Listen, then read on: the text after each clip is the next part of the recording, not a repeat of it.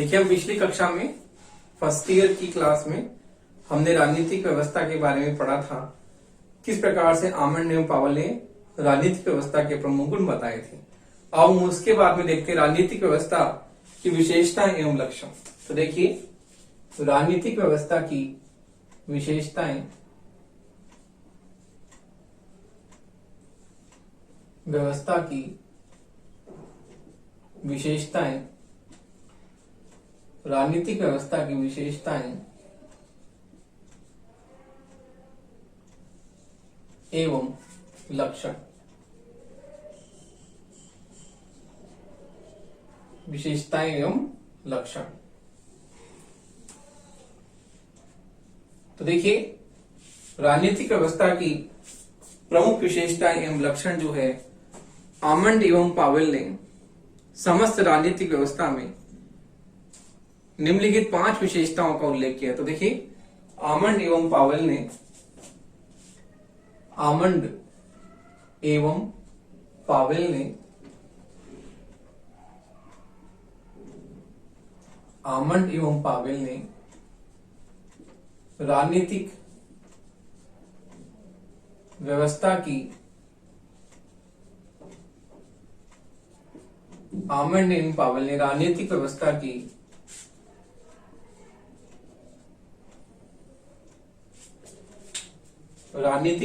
की सामान्य रूप से राजनीतिक व्यवस्था की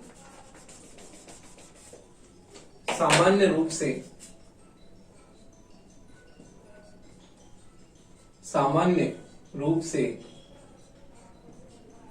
निम्नलिखित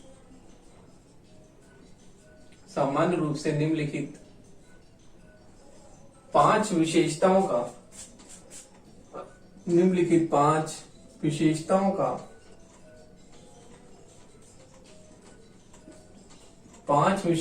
का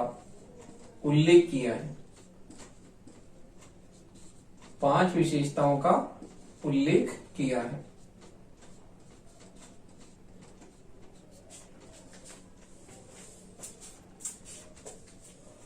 5 विशेषताओं का उल्लेख किया है। तो देखिए, पहली विशेषता है राजनीतिक व्यवस्था की सार्वभौमिकता। तो देखिए, पहली विशेषता है राजनीतिक व्यवस्था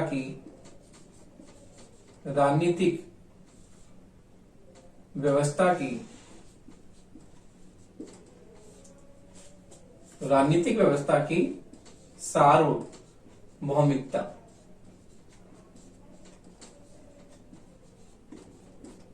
राजनीतिक व्यवस्था की सार्वभौमिकता का मतलब, जो भी राजनीतिक व्यवस्था है वो हमें पूरी तरह से उसकी व्यापकता दिखाई देती है कि राजनीतिक व्यवस्था जो है समाज की एक उपव्यवस्था है, लेकिन इसमें अंतर क्रियाएं होती हैं। और हम इस प्रकार से देखते हैं कि राजनीतिक व्यवस्था जो है सभी व्यवस्थाओं पर इसकी सार्वभौमिकता पाई जाती है, क्योंकि ये सत्ता से युक्त होती है और सत्ता से युक्त होने के कारण इसमें बाध्यकारिता होती है। तो हम इसकी देखते हैं कि इसमें सर्वव्यापकता पाई जाती है। अगली विशेषता है राजनीतिक संरचनाओं की सार्वभौमिकता। तो देखिए, राजनीतिक संरचनाओं की सार्वभौमिकता,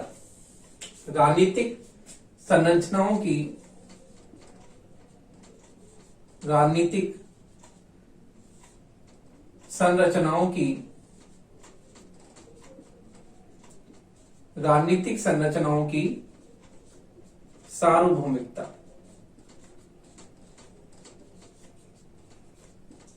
देखिए, प्रत्येक राजनीतिक व्यवस्था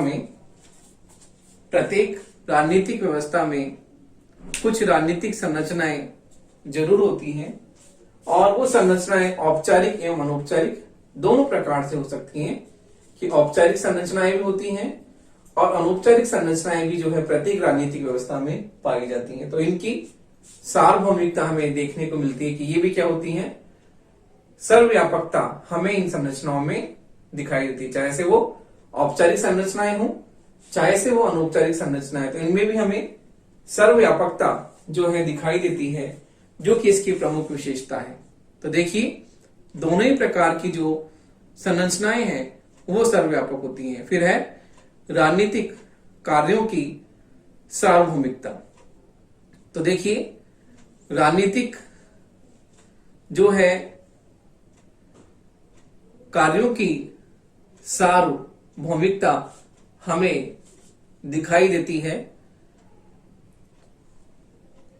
तो देखिए राजनीतिक व्यवस्था की, राजनीतिक कार्यों की सार्वभौमिकता, हम देखते हैं अगली विशेषता है राजनीतिक कार्यों की, राजनीतिक कार्यों की सार्वभौमिकता की सार्वभौमिकता। देखिए प्रत्येक राजनीतिक व्यवस्था को कुछ ना कुछ राजनीतिक कार्य अवश्य करने पड़ते हैं और प्रत्येक राजनीतिक व्यवस्था के पास में जो है राजनीतिक कार्य होते हैं जिन्हें वो जो है बहुत ही प्रभावशाली ढंग से संपन्न करती है। तो इस प्रकार हम देखते हैं कि राजनीतिक कार्य प्रत्येक राजनीतिक व्यवस्था के पास होते हैं जिसकी सार्वभौमिकता हमें देखने को मिलती है कि किस प्रकार से जो है राजनीतिक व्यवस्था जो है इन कार्यों को संपूर्ण पूरी तरह से पूरा करती है। तो देखिए प्रत्येक राजनीतिक व्यवस्था जो है 4 निवेश कार्य और 4 जो है निकास कार्य, निर्गत कार्य करती है, जो कि हम ईस्टर्न के निवेश निर्गत सिद्धांत में आपको बताएंगे कि 4 निवेश कार्य और 4 निर्गत कार्य जो होते हैं, निकास कार्य, प्रत्येक राजनीतिक व्यवस्था संपन्न करती है, जिसका हम आपको जो है ईस्टर्न के राजनीतिक व्यवस्था सिद्धांत में अगली कक्षा में पूरी तरह से इसको स्पष्ट रूप से समझाएंगे। तो देखिए इस प्रकार से राजनीतिक कार्यों की सार्वभौमिकता पाई जाती है। अगला है राजनीतिक संरचनाओं की बहुकार्यात्मकता।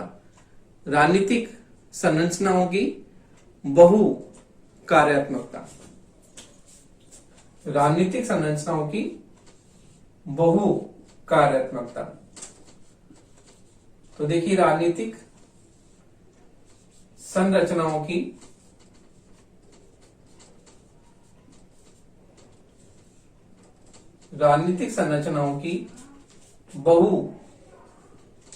बहुकार्यात्मकता।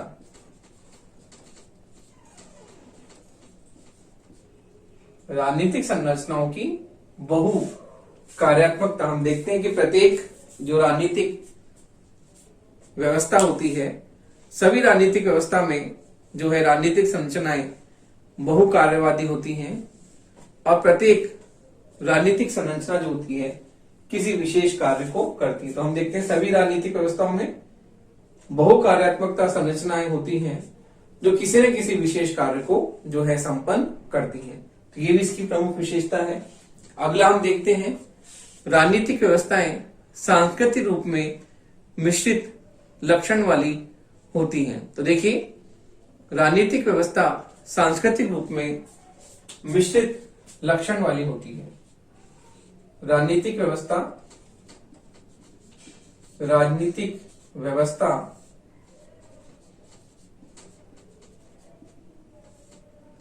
सांस्कृतिक रूप में, राजनीतिक व्यवस्था सांस्कृतिक रूप में मिश्रित लक्षण वाली होती हैं। राजनीतिक व्यवस्था सांस्कृतिक रूप में मिश्रित लक्षण वाली होती हैं।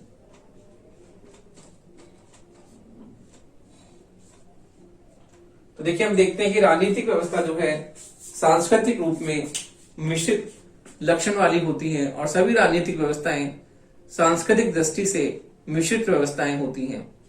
तो देखिए सभी राजनीतिक व्यवस्थाएं सांस्कृतिक रूप में मिश्रित रूप में होती हैं। तो हम किसी भी राजनीतिक व्यवस्था को ये नहीं कह सकते कि वो पूरी तरह से परंपरागत है या पूरी तरह से आधुनिक है, तो उसमें हम उसका मिश्रित स्वरूप हमें दिखाई देता है कि वो पूरी तरह से न तो आधुनिक होती है न पूरी तरह से परंपरागत होती है। उसमें परंपरागत का स्वरूप भी हमें दिखाई देता है और उसमें आधुनिक लक्षण भी हमें दिखाई देते हैं। इस प्रकार से हम ये कहते हैं कि जो राजनीतिक व्यवस्था सांस्कृतिक रूप में मिश्रित लक्षण वाली होती है, तो इस प्रकार हम देखते हैं कि उसमें न तो परंपरागत के पूरे लक्षण होते हैं ना आधुनिक के पूरे लक्षण होते हैं। मिश्रित स्वरूप हमें दिखाई देता है कि उसमें परंपरागतता के लक्षण भी होते हैं, पुरानी जो पद्धति है उसके लक्षण भी होते हैं, और नई जो आधुनिक पद्धति है उसके लक्षण भी हमें उसमें दिखाई देते हैं। तो इस प्रकार से हम कहते हैं कि राजनीतिक व्यवस्था जो होती है पूरी तरह से न तो परंपरागत होती है, पिछड़ी होती है, न पूरी तरह से आधुनिक होती है। तो उसमें परंपरागतता के स्वरूप भी दिखाई देते हैं और उसमें हमें जो है आधुनिक स्वरूप भी हमें उसमें दिखाई देते हैं। तो देखिए इस प्रकार जो है आमंड एवं पावेल ने जो है राजनीतिक व्यवस्था के मुख्य रूप से जो है 5 सामान्य विशेषताएं बताई। इसके अलावा भी राजनीतिक व्यवस्था के कुछ अन्य लक्षण भी हैं, तो उसके बारे में भी हम देखते हैं किस प्रकार से जो है राजनीतिक व्यवस्था के अन्य लक्षण हैं। तो देखिए आमंड एवं पावेल के बाद भी राजनीतिक व्यवस्था की कुछ अन्य विशेषताएं हैं जो हम देखते हैं। तो देखिए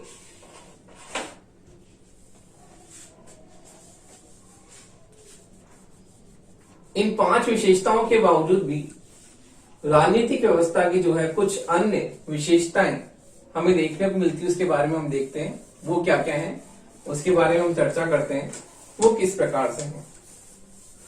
तो देखिए आमंड एवं पावेल ने राजनीतिक व्यवस्था के 5 प्रमुख लक्षण विशेषताएं बताई हैं। इन 5 विशेषताओं के बावजूद भी राजनीतिक व्यवस्था की कुछ अन्य विशेषताएं शेष रह जाती हैं, तो उनके बारे में हम चर्चा करते हैं।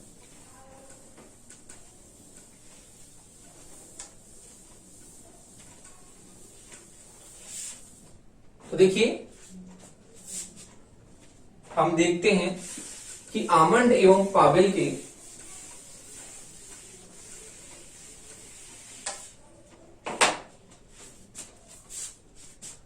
आमंड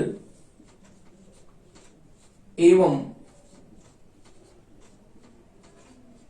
पावेल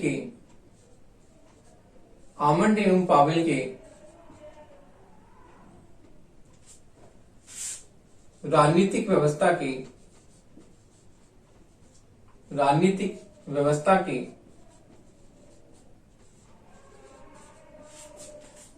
सामान्य 5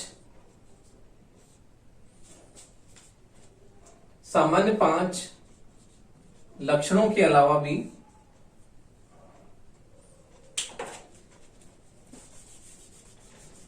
सामान्य 5 लक्षणों के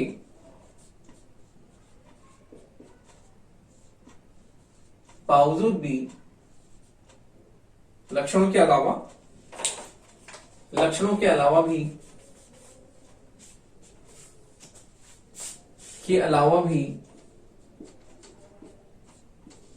कुछ अन्य विशेषताएं निम्नलिखित हैं। कुछ अन्य विशेषताएं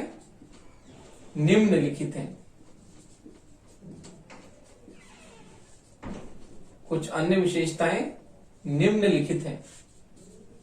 तो देखिए इसके बारे में हम देखते हैं किस प्रकार से अन्य विशेषताएं हैं। पहला पॉइंट है राजनीतिक साधन एवं प्रभाव संबंधी असमानता। तो देखिए राजनीतिक साधन एवं प्रभाव संबंधी असमानता। राजनीतिक साधन एवं प्रभाव संबंधी असमानता। राजनीतिक साधन एवं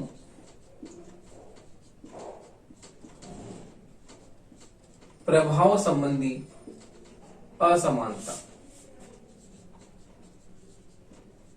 राजनीतिक साधन एवं प्रभाव संबंधी असमानता। तो देखिए आमंडन पावल के अलावा भी कुछ अन्य विशेषताएं राजनीतिक व्यवस्था की जिस प्रकार से, पहली है राजनीतिक साधन एवं प्रभाव संबंधी असमानता। तो देखिए हम देखते हैं राजनीतिक व्यवस्था में कुछ व्यक्ति ऐसे होते हैं जो राजनीतिक व्यवस्था में अपना प्रभाव स्थापित करते हैं। तो देखिए राजनीतिक जो साधन जो है उसमें हम देखते हैं कि शिक्षा, धन, सामाजिक स्तर, ये सब जो है राजनीतिक साधन है। और प्रत्येक राजनीतिक व्यवस्था में हम दिखाई देता है कि समाज में राजनीतिक साधनों के वितरण में असमानता होती है। राजनीतिक साधन हमने बताया, शिक्षा, किस प्रकार से शिक्षा है, धन है, सामाजिक स्तर, मताधिकार, शिक्षा, धन, मताधिकार, तो ये इनका जो असमान वितरण जो है हम प्रत्येक राजनीतिक व्यवस्था में दिखाई देता है कि किस प्रकार से इनका समान वितरण राजनीतिक व्यवस्था करती है। तो देखिए राजनीतिक साधन प्रभाव संबंधी असमानता प्रत्येक राजनीतिक व्यवस्था में देखने को मिलती है। हम देखते हैं कि प्रभाव भी जो है अलग अलग व्यक्तियों का होता है। कुछ व्यक्ति बहुत ही प्रभावशाली होते हैं और कुछ व्यक्ति जो होते हैं बिल्कुल सामान्य सा अपना जीवन व्यतीत करते हैं। तो किसी व्यक्तियों के पास में प्रभाव बहुत होता है और राजनीतिक साधन शिक्षा, धन, मताधिकार आदि चीजें जो होती है उसका भी असमान वितरण हमें देखने को मिलता है कि कई लोग जो होते हैं शिक्षित होते हैं, पैसा होता है, और कई लोगों के पास में जो हो 2 वक्त की रोटी नहीं होती है। तो इस प्रकार हम देखते हैं कि राजनीतिक साधन एवं प्रभाव संबंधी असमानता जो है राजनीतिक व्यवस्था में हमें देखने को मिलती है। अगला है संघर्षपूर्ण उद्देश्यों, मूल्यों एवं हितों का हल प्रस्तुत करना। तो देखिए संघर्षपूर्ण उद्देश्यों एवं मूल्य एवं हितों का, संघर्षपूर्ण उद्देश्यों, मूल्यों, संघर्षपूर्ण उद्देश्यों, संघर्षपूर्ण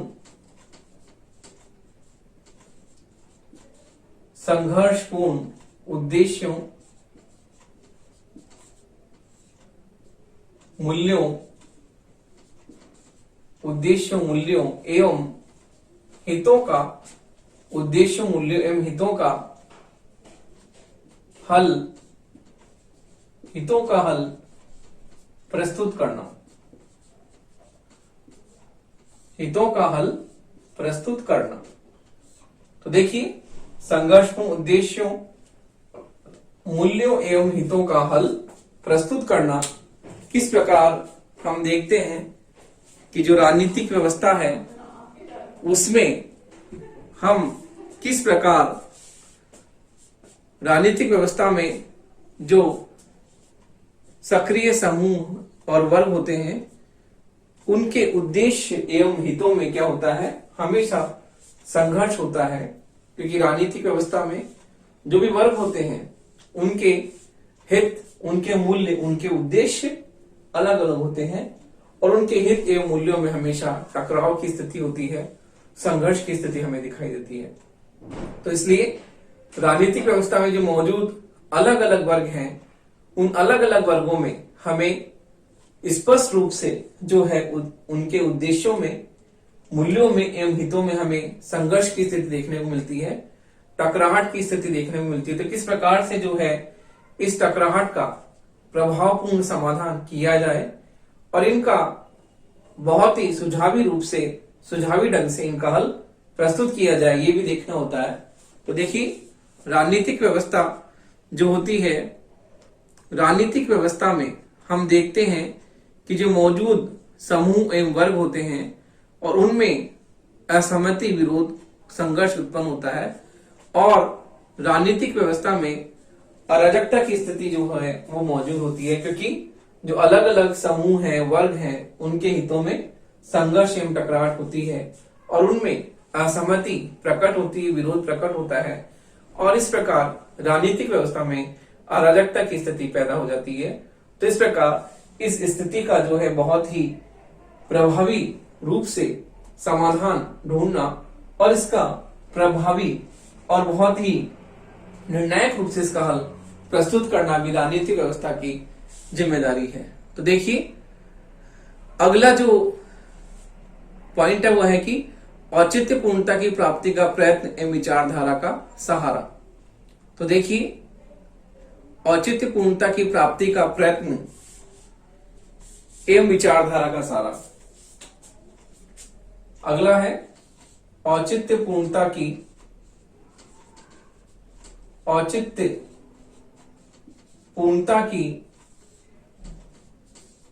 प्राप्ति का सहारा। औचित्य पूर्णता की प्राप्ति का सहारा। औचित्य पूर्णता की प्राप्ति का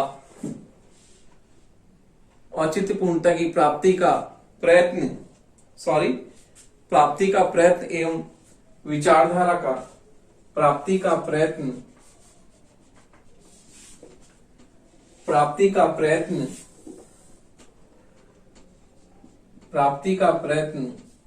एवं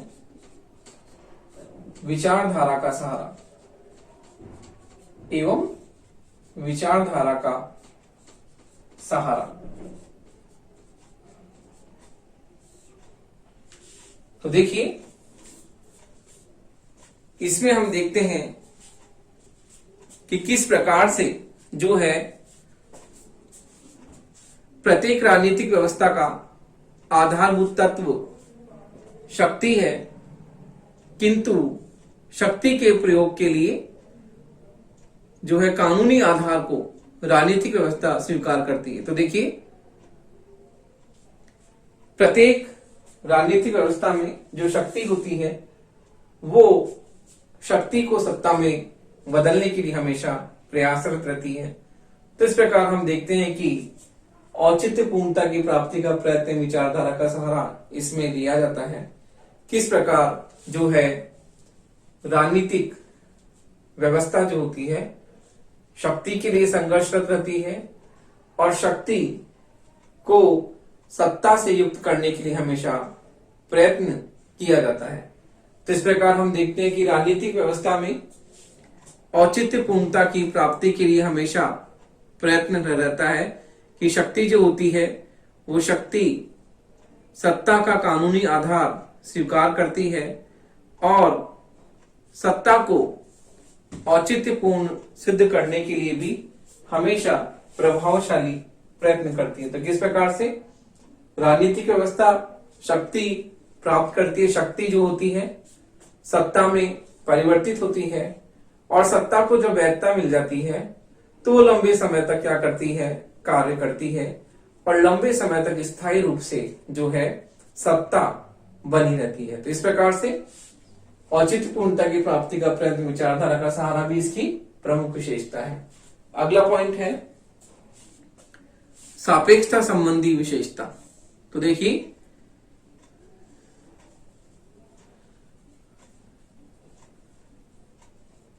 सापेक्षता संबंधी विशेषता। सापेक्षता संबंधी विशेषता।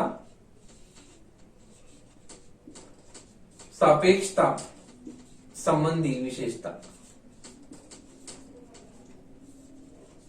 तो देखिए राजनीतिक व्यवस्था में सापेक्षता संबंधी विशेषता पाई जाती है और ये जो सापेक्षता संबंधी विशेषता है वो हम देखते हैं कि राष्ट्रीय स्तर पर जो राजनीतिक व्यवस्था का जो अस्तित्व है जो है किस प्रकार से सापेक्ष दिखाई देता है, उसका अस्तित्व आर्थिक सामाजिक सभी व्यवस्थाओं में हम देखने को हमें मिलता है।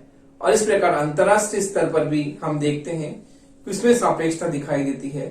तो सापेक्षता संबंधी विशेषता भी राजनीतिक व्यवस्था की महत्वपूर्ण विशेषता है। अगली है प्रतिक्रिया एवं परिवर्तन संबंधी विशेषता। तो देखिए अगली विशेषता हम देखते हैं प्रतिक्रिया एवं परिवर्तन संबंधी विशेषता। देखिए प्रतिक्रिया एवं परिवर्तन संबंधी विशेषता। प्रतिक्रिया एवं परिवर्तन संबंधी विशेषता।